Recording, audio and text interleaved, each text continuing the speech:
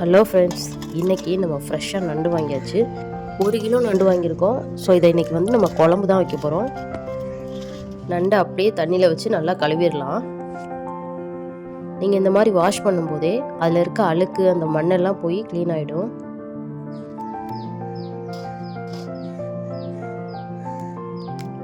நண்டு உள்ளே உடைச்சதுக்கப்புறம் அதில் இருக்க எல்லாமே வேஸ்ட் கிடையாது. அந்த சைடில் இருக்கிறத மட்டும்தான் நம்ம எடுக்க போகிறோம்.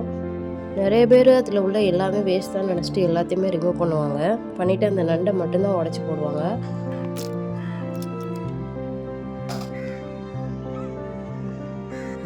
நண்டு ஓடை உடைக்கும்போது அந்த ஓட்டுக்குள்ளே இருக்குது பார்த்தீங்களா, இது எல்லாத்தையுமே அப்படியே எடுத்து குழம்புல போட்டுடலாம்.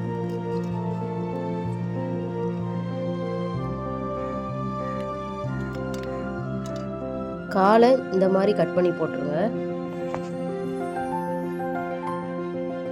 இந்த மஞ்சள் கலரில் இருக்குது பார்த்தீங்களா, இதை நம்ம அப்படியே குழம்புல போடலாம். குழம்புல போட்டதுக்கப்புறம் நீங்கள் சாப்பிட்டும் பாருங்கள், செம்ம டேஸ்ட்டாக இருக்கும். நண்டு உடைச்சாச்சு. இதுக்கப்புறம் நம்ம குழம்பு வைக்க போகிறோம். வாங்க எப்படி குழம்பு வைக்கிறதுன்னு பார்க்கலாம்.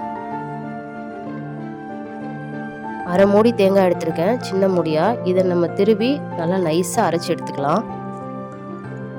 தேங்காய் அரைச்சாச்சு, அது இருக்கட்டும்.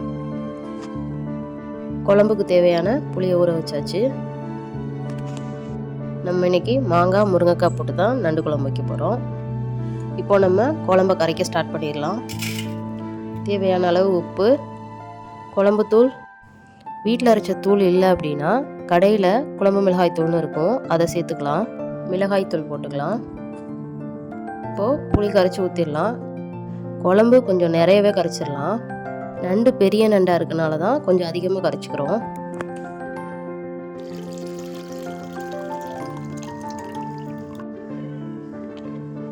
நம்ம அரைச்ச தேங்காயை இப்போ இதில் சேர்த்துடலாம்.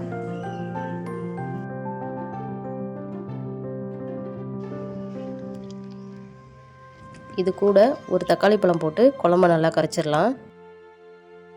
இது கூடவே நம்ம முருங்கைக்காயும் சேர்த்துருவோம். முருங்கைக்காய் கொஞ்சம் நேரம் வேகணும், அதுக்காக முன்னாடியே சேர்த்துடலாம். இப்போது சட்டியை வச்சாச்சு, எண்ணெயை ஊற்றிக்கலாம். வெந்தயம் சோம்பு போட்டுக்கோங்க. வெங்காயம் சேர்த்துக்கலாம். இப்போது கருவேப்பிலை பச்சை மிளகாய் சேர்த்து வதக்கிடுவோம்.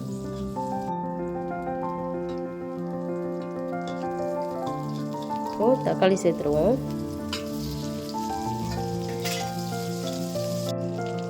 வதங்கிடுச்சு. இப்போ குழம்பு இதில் சேர்த்துடலாம்.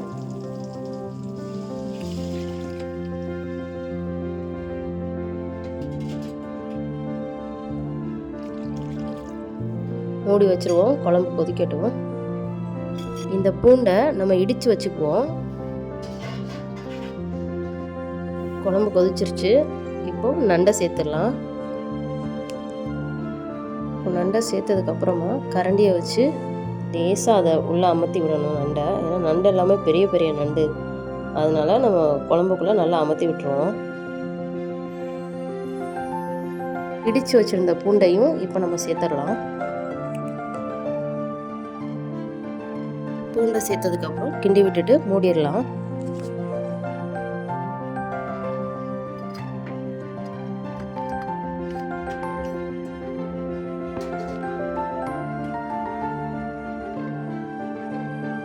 இப்போ கொதிச்சிருச்சு, வெங்காயம் சேர்த்துடலாம். இப்போவே நண்டு பாதி வெந்துருச்சு. லைட்டாக கிண்டி விட்டுட்டு மூடி வச்சிடலாம். மாங்காய் வெந்ததுக்கப்புறம் குழம்பு ஆஃப் பண்ணிடலாம். இப்போ பாருங்கள், குழம்பு செம்மையாக இருக்குது, எல்லாமே நல்லா வெந்துடுச்சு. இப்போது ஆஃப் பண்ணிடலாம். பார்க்கவே சூப்பராக இருக்குது. ஸோ இந்த மாதிரி நீங்களும் ட்ரை பண்ணி பாருங்கள். ஃப்ரெஷ்ஷான நண்டாக வாங்கி வைக்கும்போது தான் அதோட டேஸ்ட் முழுசாக கிடைக்கும்.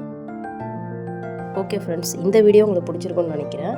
நம்ம சேனலுக்கு ஒரு லைக் போட்டு அப்படியே இந்த மாதிரி நிறைய வீடியோஸ் பார்க்கணும் அப்படின்னா நம்ம சேனலை மறக்காமல் சப்ஸ்கிரைப் பண்ணிக்கோங்க. நெக்ஸ்ட் வீடியோவில் பார்க்கலாம். பாய்.